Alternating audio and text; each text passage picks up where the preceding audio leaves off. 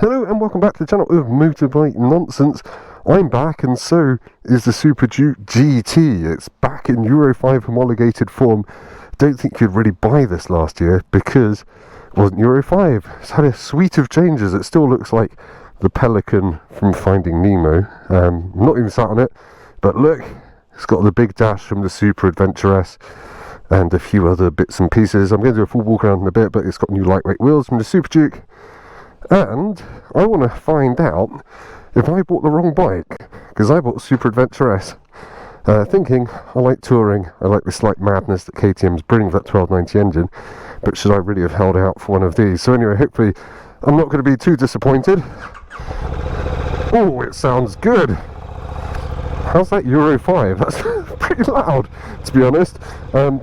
Yeah, this has always been a bike that's been on my radar, but not been necessarily something I've been busting to try, because I thought, well, if you want the madness of a SuperDuke, get a SuperDuke. If you want more comfort, get a Super Adventure.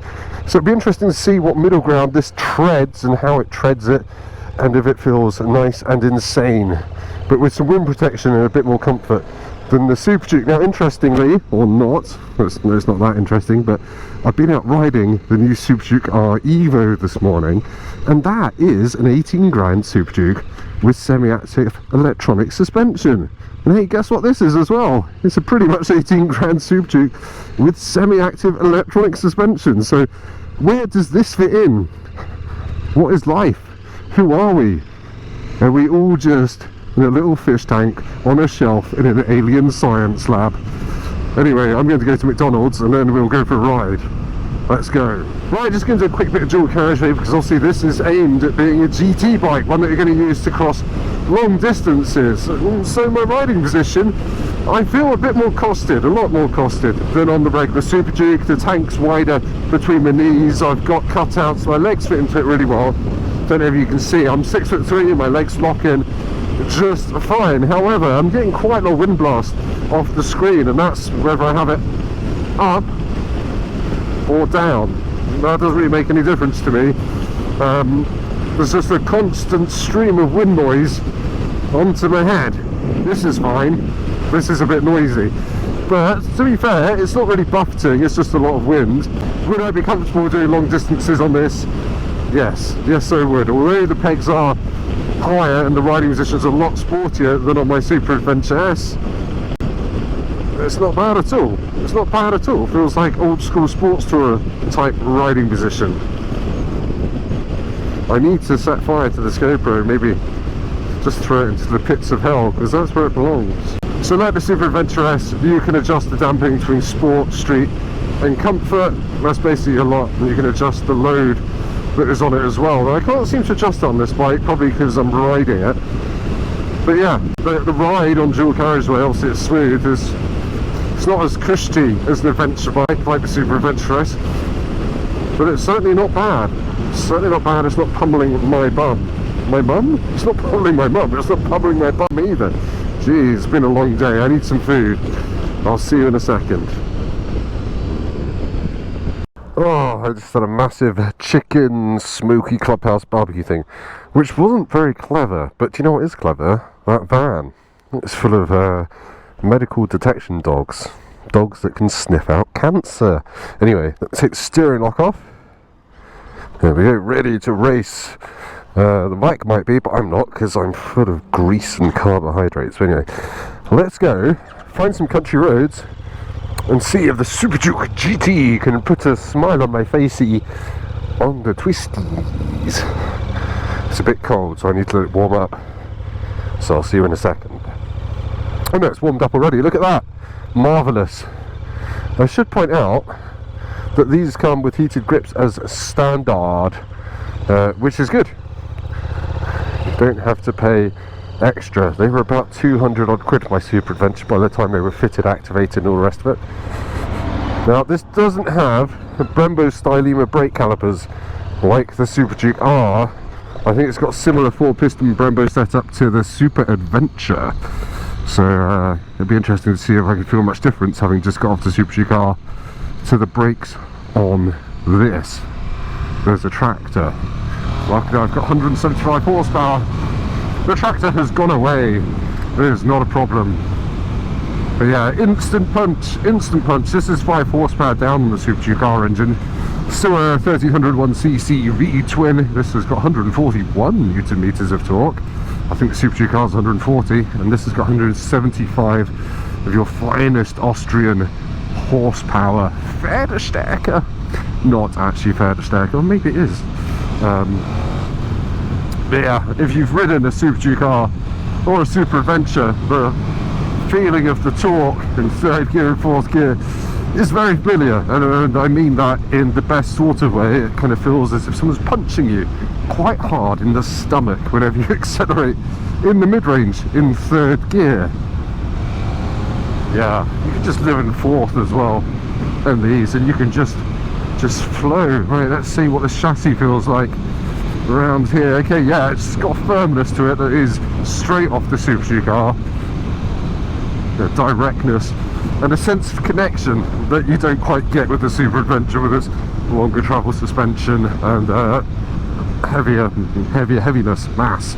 Now I'm going to stop and do a full walk around of this bike, so don't worry, I'm going to show you all the bits and bobs on it.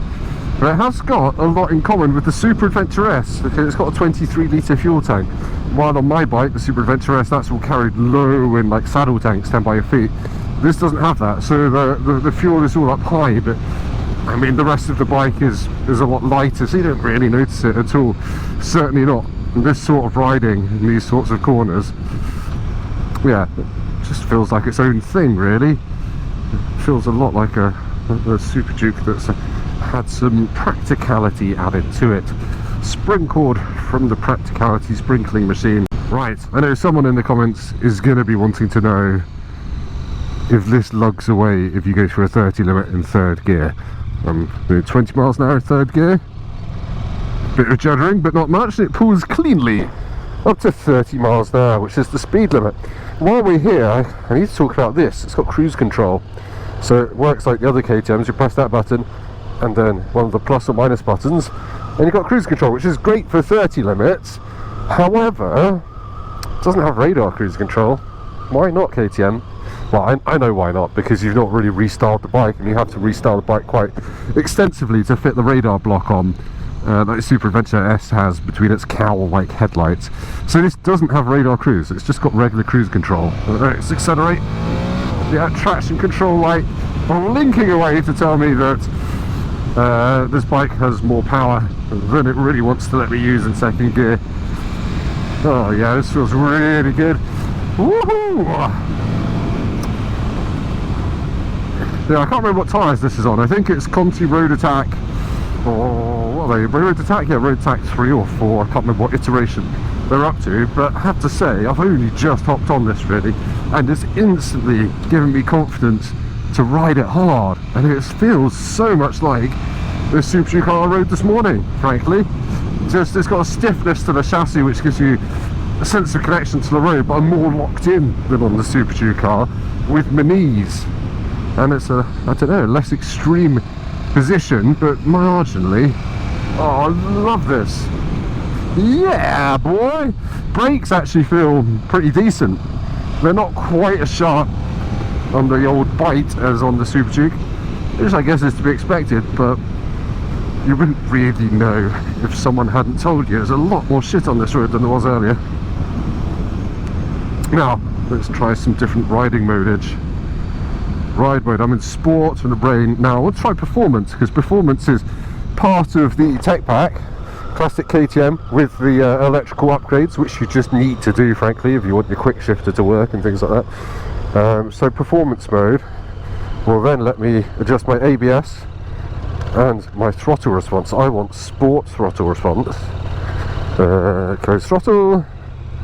Oh, I put it in track, whoops. Yeah, sport throttle. Slip adjuster, anti-wheelie mode is off. Excellent, that's how we like it.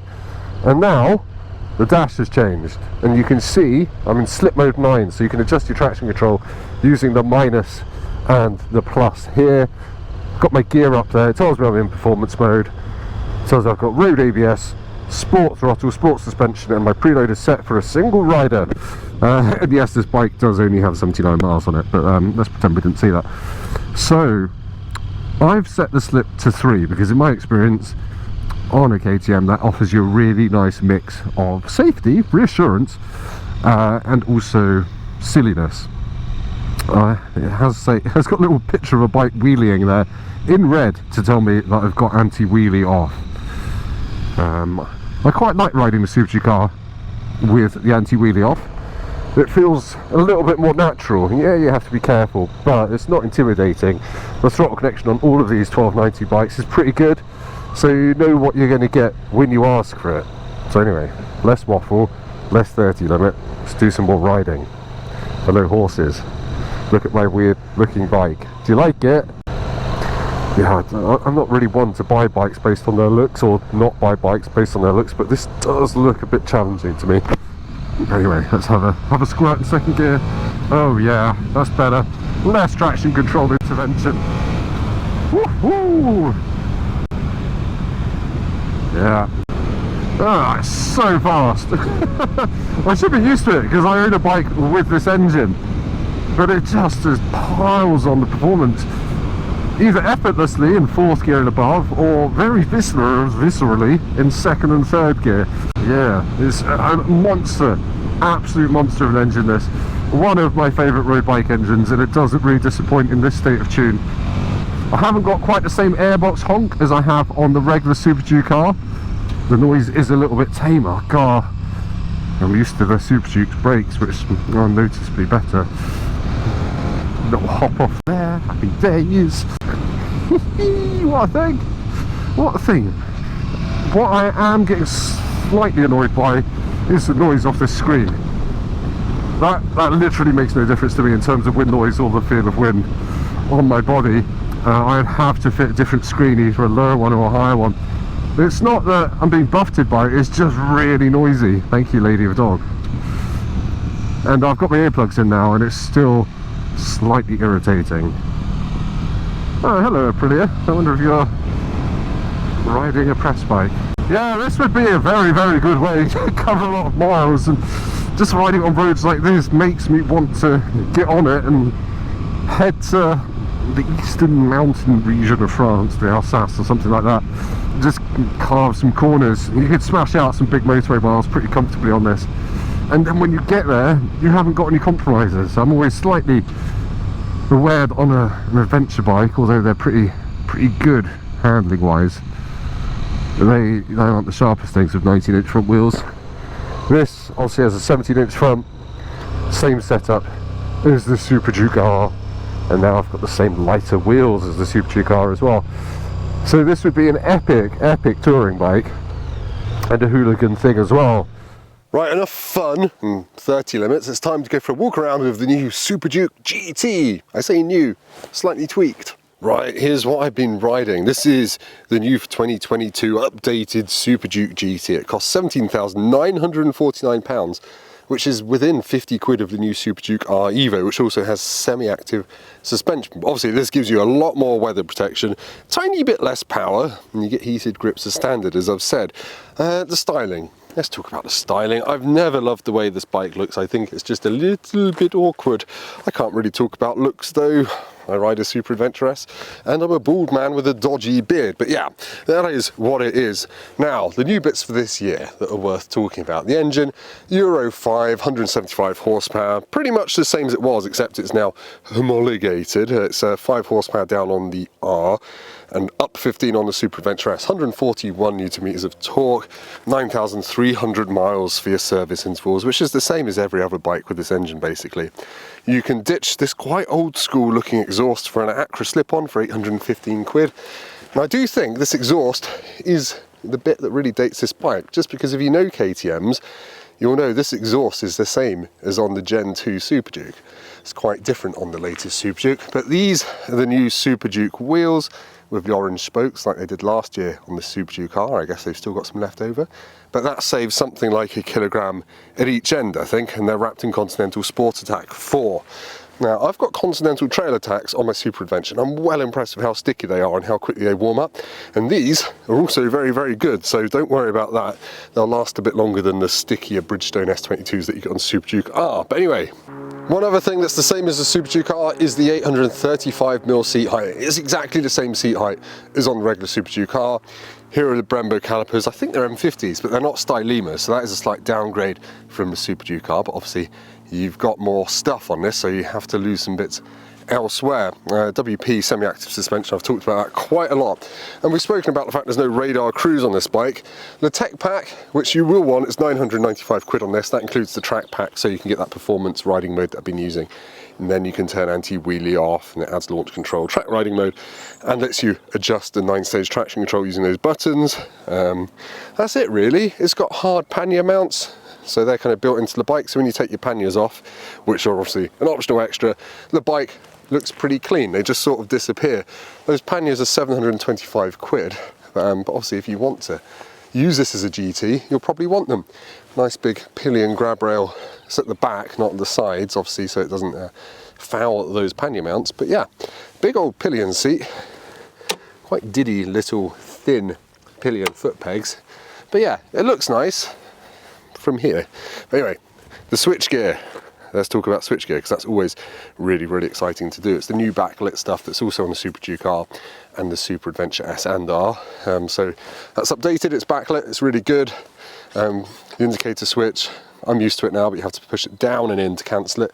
You'll get used to that in a matter of milliseconds. Now the dash is essentially the same as on the Super Adventure, so it's just really big. I think it's 7-inch, or is it 8-inch? I always get confused in those numbers in inches. But yeah, you get lots and lots of information, including the little, you get anti-wheelies off, you get a red wheeling motorcycle. I won't go through all the menus, but it's like the Super Adventure S, so you get green stuff when it's good. The battery on this is slightly yellow, and I've had red tyres before when I've lost tyre pressure. But you got your trips. This is the main menu where you can choose your different track modes, performance track, etc, etc. ABS modes, throttle response, slip adjuster, anti-wheelie on and off. I love this graphic for anti-wheelie off. If I put it back on, the front wheel comes down. It's like, oh, crap. Launch control, never use that. But yeah, and then under suspension you can adjust the damping between street sport and comfort. And now I've stopped, I can change between rider and luggage, rider and pillion, luggage, or just rider. So that's like a preload doodad. Heated grips, and you can get heated seats for this as well, should point out in the accessory catalogue. You can also get cool covers, which look like that non-slip rubber mats, the kind of things you used to put in your dashboard to stop sat-nav slipping off. They're designed to keep your bum cool by giving you a gap between the seat and your bum. They're about 100 quid, and obviously they do make your bike look a little bit granny, but if you're in a hot country or you want more grip on the seat, it's quite a nice option to have from the factory. But that's it really. It is a very advanced motorbike, loads of power. I'm going to go and carry on enjoying it.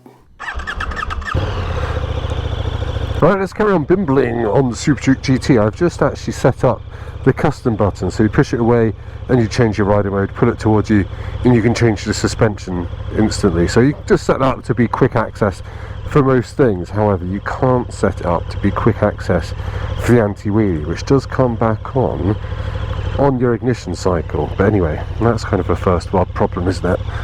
It's not like I'm going around hoisting massive mingers, because I'm mostly incapable. Right. Now I was just sitting there and I was having a bit of a think, a bit of a philosophize about this bike, and it really does sit in quite a nice part of the market where it's just comfortable.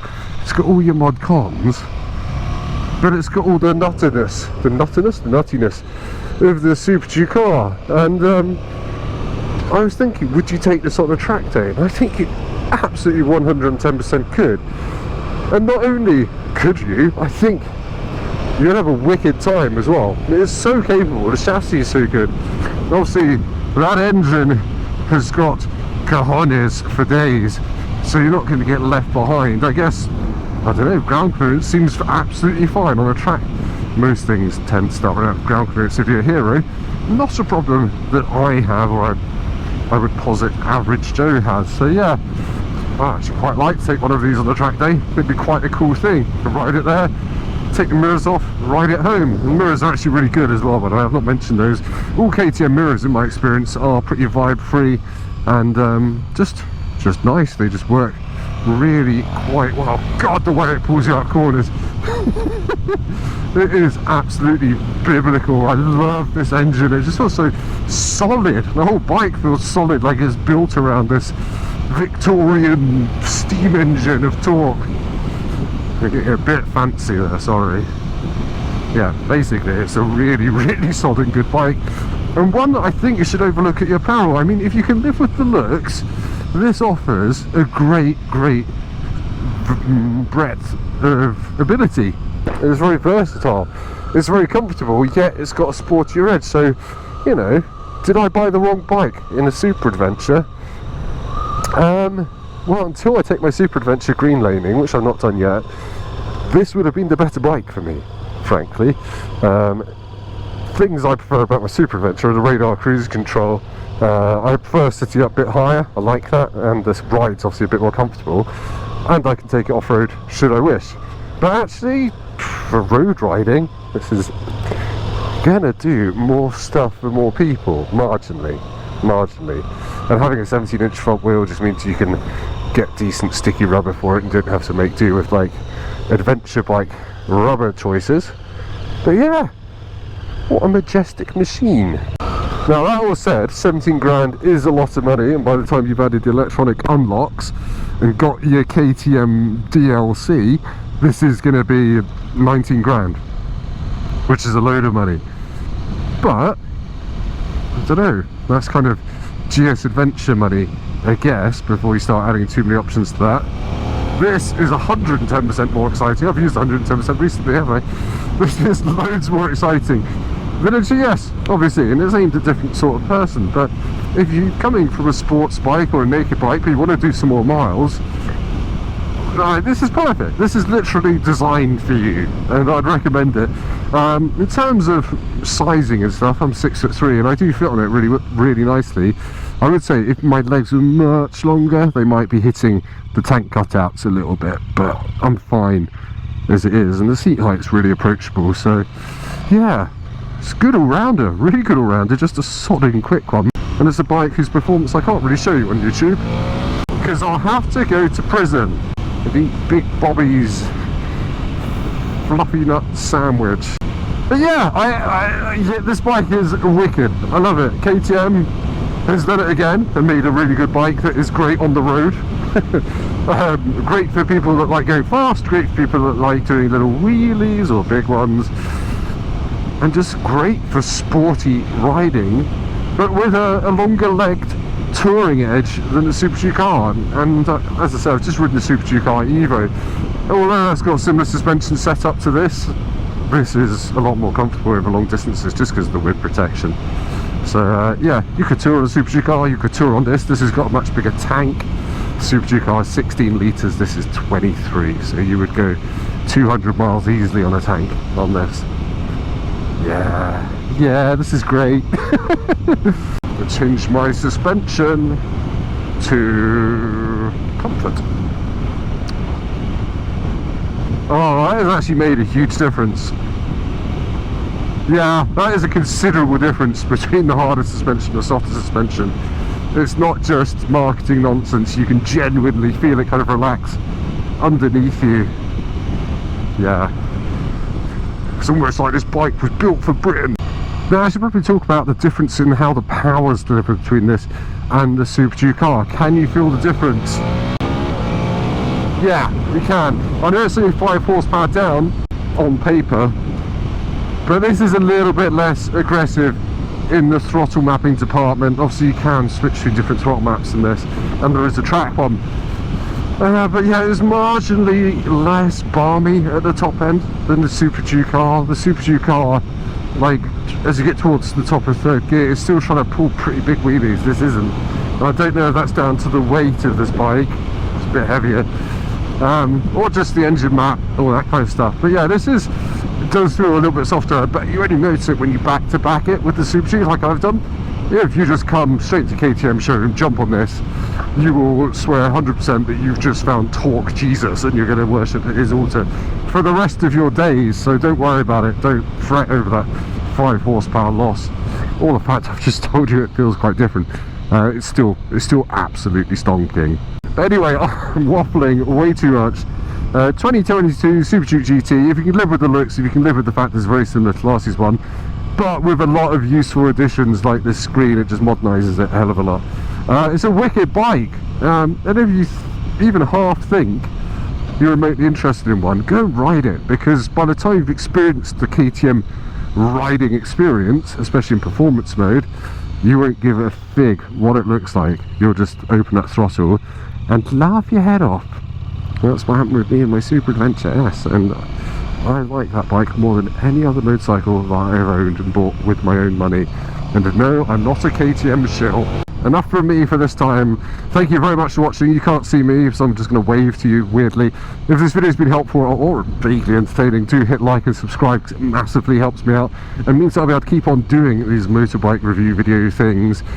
Stay tuned, because there's more coming up from the Aprilia, from probably another KTM, my KTM, and lots of other stuff coming soon.